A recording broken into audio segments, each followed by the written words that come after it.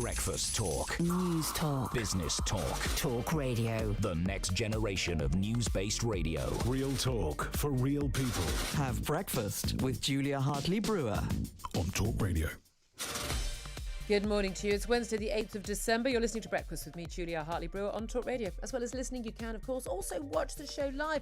Talk Radio is now on your TV. Download the Talk Radio TV app or find us on YouTube. And don't forget to subscribe.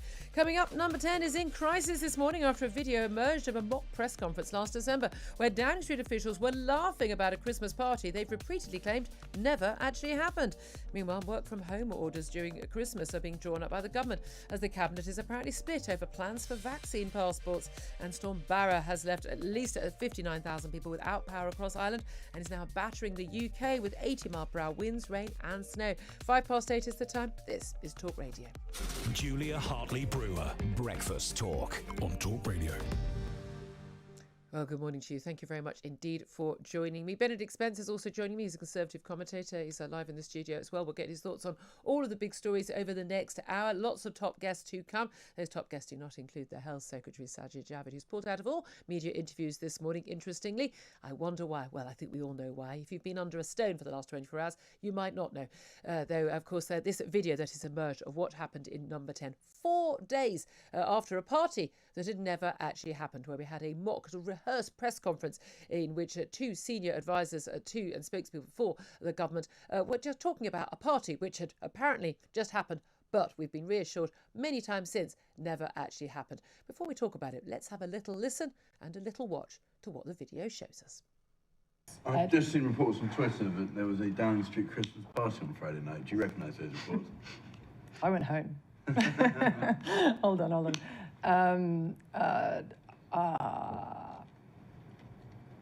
Would the Prime Minister condone having a Christmas party? What's the answer? I don't know. It wasn't a party, it was cheese and wine. Just be clear, it's not. Is cheese and wine all right?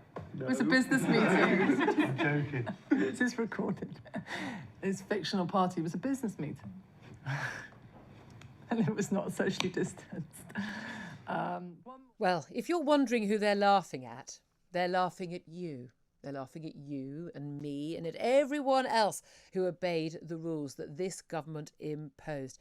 This party that never happened 4 days before that video was recorded on the 18th of December. Looking back then, that was just 2 days after London and much of the South East had been put into Tier 3 rules, and just 1 day before the Prime Minister held that doom-ridden press conference on the Saturday, cancelling Christmas for millions of people. What was life like right then?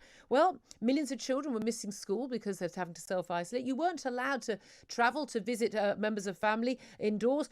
Businesses have been devastated by closures. Restaurants, bars, hotels, nightclubs, all been forced to close. You were not allowed to meet socially indoors at all with anyone who was not in your household bubble. There was even a ban on meeting socially outdoors. The rule of 6, even outdoors in a park. And yet at this time, staff in number 10 were throwing a Christmas party. Cheese and wine, apparently. A secret Santa gift brought by everybody because it was planned sometime in advance. No social distancing. The absolute work. Some 40 or 50 people in attendance. Why did they do it? Because they didn't think the rules applied to them. Why did they do it? Because the rules were for the silly people, the stupid people, you and me, the plebs, the peasants, the people who have to be told what to do because we're not sensible enough to make moral and rational decisions about our own and our families' lives. The point isn't that they shouldn't have thrown that party. We know they shouldn't have thrown that party. The point is they were happily imposing those rules on the rest of us while they did it. I think we know for sure this morning this government has lost all moral authority when it comes to COVID rules. Never again can the Prime Minister impose restrictions on our lives that he and his own staff do not obey themselves. Never again can the Prime Minister take away our freedoms. Never again can the Prime Minister take away our right to meet with whoever we darn well want to in our own homes, whether it be family, whether it be friends, whether it be a cheese and wine party for 40 or 50. Never again. This ends today. 9 minutes past 8 o'clock is the time. Let's talk to my first guest of the day, Conservative MP Miriam Cates. Good morning to you, Miriam. Good morning, Julia. You're a brave Tory MP speaking on the record today. It's not a good day for the Conservative government, not a good day for the Conservative Party. Sajid Javid, the Health Secretary, was supposed to be on a media round talking about getting more volunteers and more staff to push out the booster jab on the 1-year anniversary of the very first jab going into people's arms. Should have been a day of, celebration and slapping on the back, but it very much isn't. What is your reaction to this video that's emerged? Well, like most people, I didn't see the video until late last night. So, that I've only seen what you've seen. And I think Downing Street are clear that they're saying that no official guidelines were broken. There was no official party. But, excuse me, I think it does call into question all those things you've been saying. Is it right? Is it moral? When rules are made that are so unjust and so unjustifiable that even those who are helping to make them can't or won't follow them. That's the bigger question here, isn't it?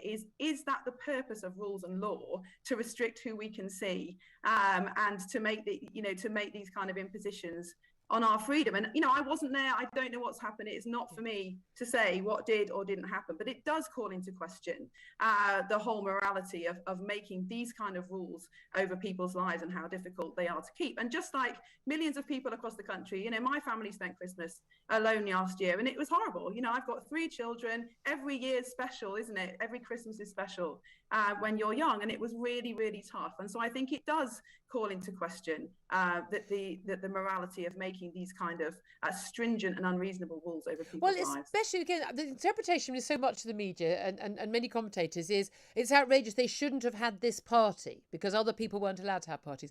My argument is they shouldn't have been telling other people they can't have parties. As we're seeing this year, parties aren't banned. People have been told you can go out, you can have parties, we haven't got these restrictions. And a lot of people are still making decisions for themselves. I know people who are particularly at risk, avoiding things. My husband and I, we're desperately avoiding things because we're desperate to be able to get away on holiday and not fail our PCR test next week to go on holiday. But people can make choices, rational and moral choices about whether meeting with elderly relatives or not, if you've been to the office party the night before or the week before. People can make these decisions without being told by the government you will be fined or you'll be imprisoned if you break these rules. And this is where we get into the overreach of government. And it's something I know that you've been speaking out against for quite some time as part of the COVID recovery group of MPs. Do you think that I'm right, that actually this ends those restrictions now, and that the government simply will not have the moral authority to impose another lockdown or tier restrictions or requiring people to not mix at Christmas, and that frankly the majority of the country will just say frankly no thank you? Well, I certainly hope for no more restrictions, and I certainly think that you may well be right, but I think what it does is force us to ask the big questions. This isn't about do masks work anymore, or how effective are vaccines, or how many people are in hospital. This is actually about the much bigger questions. Who do we want to be as a society? Who are we? Do we want the whole machinery, of government to be the effort of all government to defend against one transmissible disease? Or are we about more than that? Do we live just to extend our lives? Or do we live to love and be loved, to build relationships, to have success and prosperity and make progress? These are the big questions that we should be asking, because at the beginning of this, back in March 2020, I think most people accepted that in a national emergency, when we knew nothing about this disease and we were seeing frightening pictures from around the world, there was legitimacy for a short, sharp lockdown where we tried to find out what was going on. And, people willingly gave up those freedoms, and understandably so.